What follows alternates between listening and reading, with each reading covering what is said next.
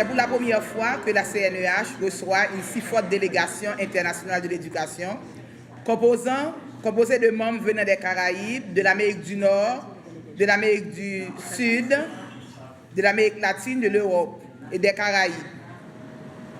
There are 4 teacher unions that have created a campaign for quality public education in Haiti, which was created after the earthquake.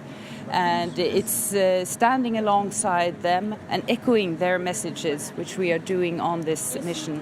They have started great work for the future of public education in Haiti, and we need to stand alongside them to give them our knowledge, our experience, and open the doors we can with all the influence that Education International has. La mission montre l'exemple de la solidarité qui existe entre les enseignants. Et nous autres enseignants haïtiens, nous avons besoin de cette solidarité. Avec la campagne que nous menons actuellement avec la plateforme des syndicats d'enseignants, nous avons mobilisé nos bases et nous faisons aussi un plaidoyer constant au niveau des autorités locales, au niveau des autorités des pouvoirs politiques au niveau national, des partis politiques, la société civile, pour leur faire comprendre les enjeux de l'éducation publique de qualité accessible à tous. Et nous, enseignants, nous sommes engagés dans cette dynamique pour que vraiment que la situation puisse être changée en notre faveur, je pourrais bien dire, pour garder notre métier, mais pour que le pays puisse avoir des cadres qualifiés, des personnes pouvant vraiment changer le destin de la nation. Bonjour. Good morning. Bonjour. Bonjour.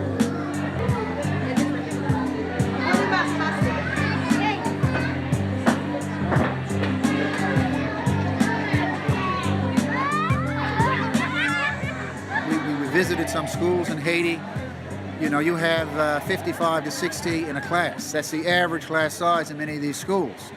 And, you know, unbelievable how the teachers cope with that. You know, unbelievable professionalism with very little resources, very little pay.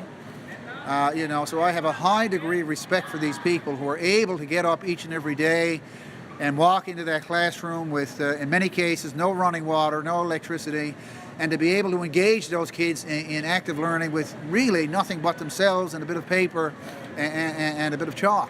Not much else. Incredible people. And you have to support that. And we're here to support that. So that has to improve. Pas ici, il y a des problèmes, surtout pour l'enseignement à l'école municipale. Il y a des problèmes, le grand problème, c'est le problème de salaire, que la mairie toujours paye en retard, toujours après chaque 6-7 mois. La semaine dernière, mois de décembre passé, j'ai obligé de participer à une grève de faim. Ça a duré pendant 9 jours pour que les profs sont reçus leur salaire qu'ils ont travaillé. Mais ça, c'est beaucoup de problèmes. Un jour, elle dit à sa maman: ce que j'aimerais, une augmentation de salaire, et puis j'aimerais avoir de la pension, et puis encore assurance, j'aimerais avoir qu'il y a une assurance pour chaque professeur. Il nous faut avoir des matériels didactiques pour que les élèves puissent mieux apprendre. Et puis, il faut qu'il y ait de la cantine pour les élèves. J'aimerais qu'on a augmenté le salaire des professeurs. Bon, j'ai 67 ans d'âge. C'est le moment pour moi de trouver ma pension. Mais en Haïti, on ne s'occupe pas presque des professeurs. On les néglige. À chaque fois, n'est-ce pas, on essaie de parler aux autorités haïtiennes. Elles font semblant d'être sourdes. Ouais. Donc, elles négligent les choses. Mais quand même, je demande au grand-père céleste de changer la compréhension des dirigeants haïtiens pour qu'ils prennent en main le travail des enseignants haïtiens. Quand on a comparé le salaire des enseignants par rapport aux employés, aux agents de la fonction publique, nous avons pu découvrir que nous, enseignants, nous sommes placés au bas de l'échelle et de la grille salariale de la fonction publique, là où se trouvent les petits personnels, les gardiens, les ménagères, les intendants, tout ça. On crée une certaine démotivation chez les gens pour pratiquer ce métier. À ce moment, quand on a un métier, on n'a pas autant de gens qui souhaitent prendre la relève. À ce moment, ça passe. Parce qu'on ne peut pas avoir un pays sans éducation. Et quand on dit éducation, fondamentalement, l'enseignant est là. C'est-à-dire, si on a une école et on n'a pas d'enseignants, mais c'est un pays imaginaire, c'est une école imaginaire, qu'est-ce que les gens viennent faire? Les analyses donnent qu'il nous faudrait former 100 000 enseignants. Le système manque 100 000 enseignants. Je ne vois pas comment, avec ce déficit, n'est-ce pas, on puisse penser à une scolarisation universelle, faire du saupoudrage avec un programme qui me semble être tout à fait farfelu. Quand on parle d'éducation de qualité, ça suppose enseignants qualifiés, bien formés, et enseignants ayant le matériel didactique, de bonnes conditions de travail, et avoir un traitement en termes de salaire décent, leur permettant de vivre, et avoir des avantages sociaux, comme congé de maternité, congé payé, des bourses d'études, congé d'études, et puis la retraite également. Because in Haiti, of course, it's mainly private education. And over 80% of the schools are privately run, where parents must pay a fee.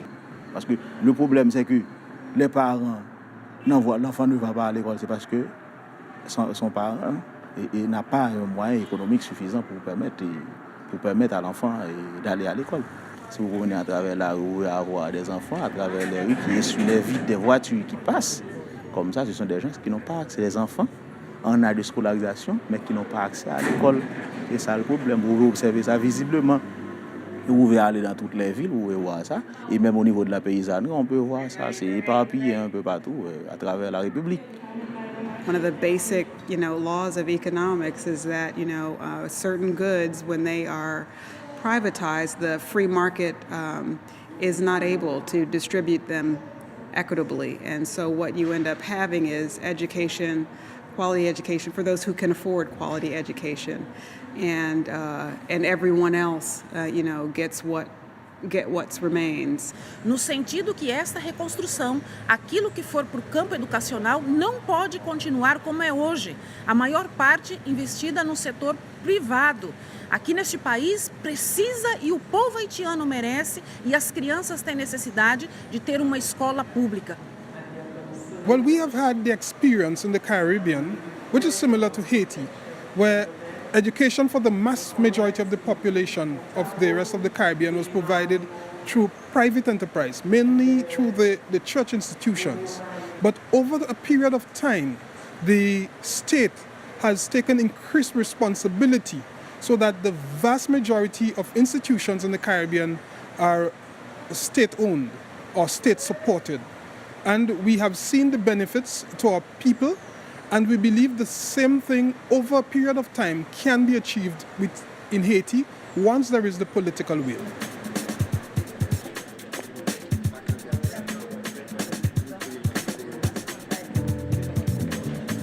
La venue d'un important contingent de personnes membres de l'Internationale de l'éducation, de représentants partout à travers le monde, est important pour les syndicats d'enseignants ici à Haïti, puisque nous avons un réel pouvoir de les aider auprès des autorités gouvernementales à changer les choses et à améliorer ce qui se fait déjà.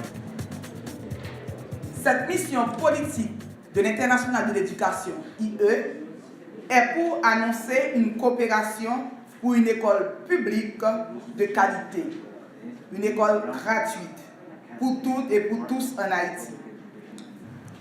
I know you have developed very good plans also for education, operational plan and strategies for implementing and reaching some of the education for all targets. In Haiti, they have developed, the government, plans for the future of education.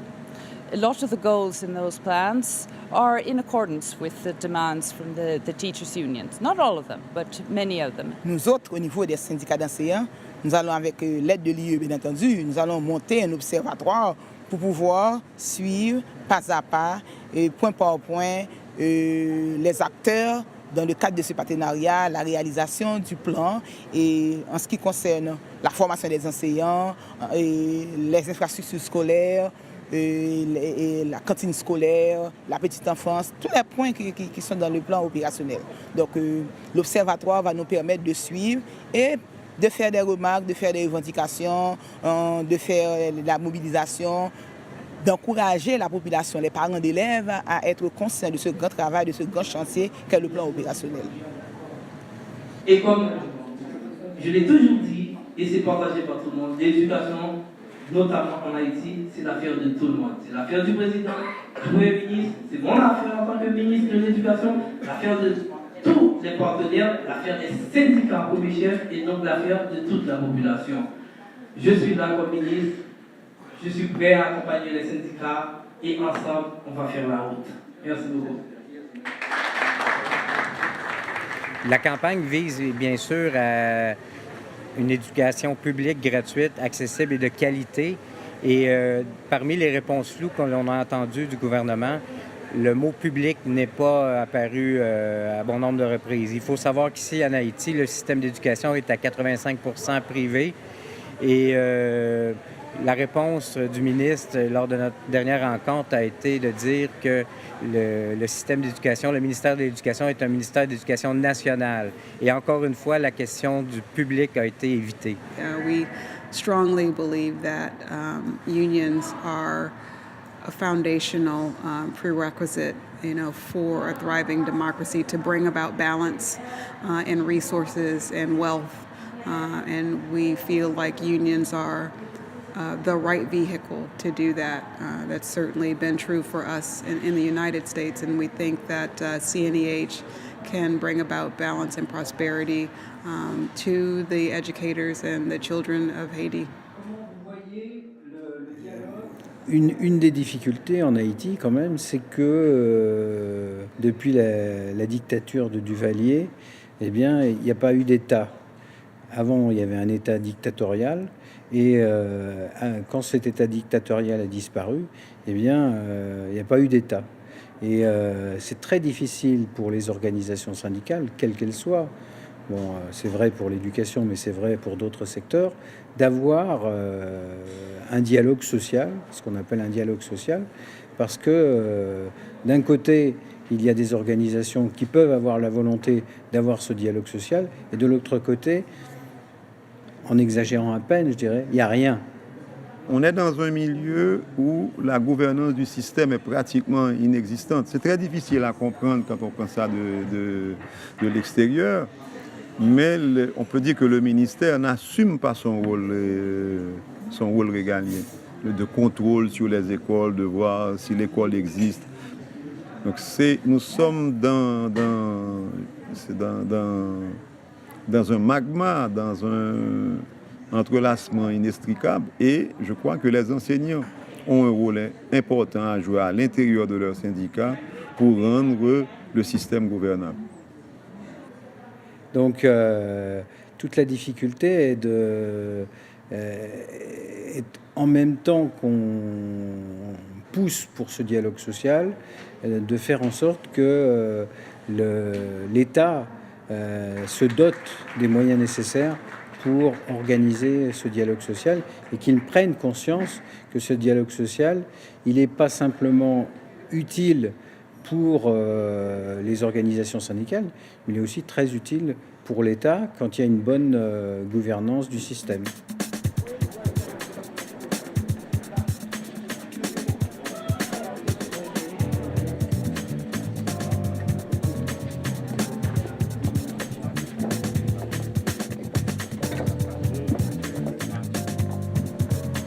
Le dialogue qu'on a eu ce matin avec le Parlement, en la personne du président de l'Assemblée nationale, du président de la commission de finances, c'est très intéressant pour nous parce que ça leur permettra de mieux comprendre les enjeux et de savoir comment orienter le budget, parce que ce sont eux qui vont voter le budget. Disons bienvenue à tous. C'est un plaisir de recevoir la délégation à la Maison du Peuple, je dirais au Parlement. L'école doit cesser d'être une entreprise, c'est un service public.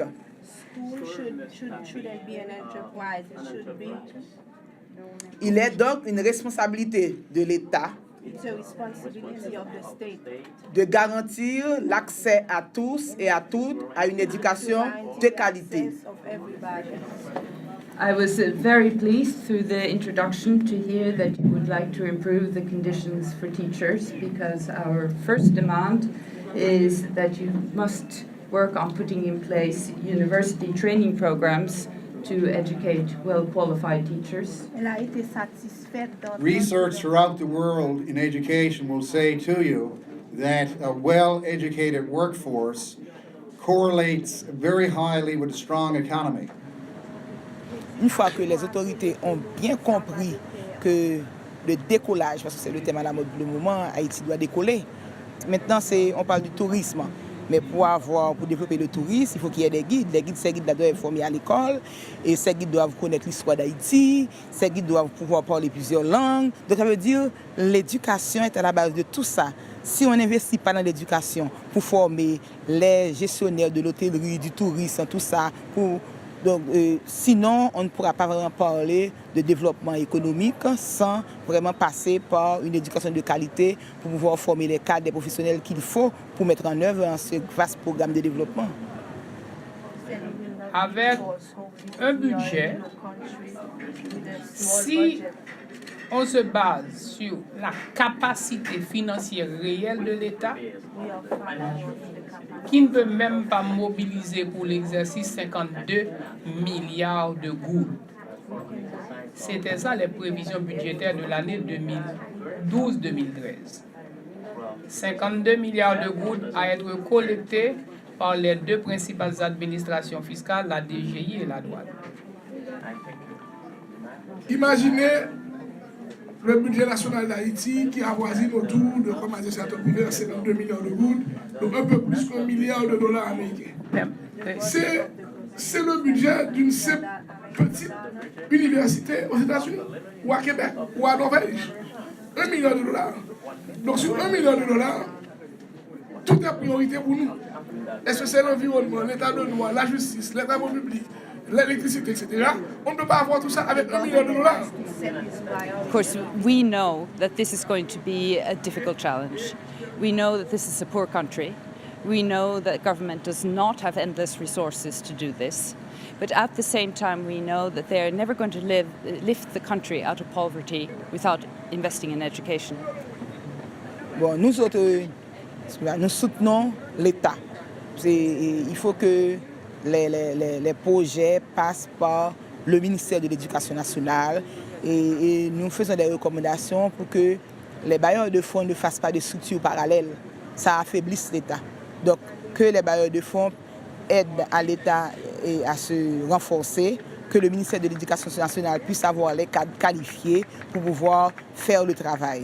Donc, nous autres, nous demandons aux bailleurs de fonds de ne pas remplacer les fonctionnaires, mais plutôt de les encadrer, de leur permettre de mieux faire leur travail.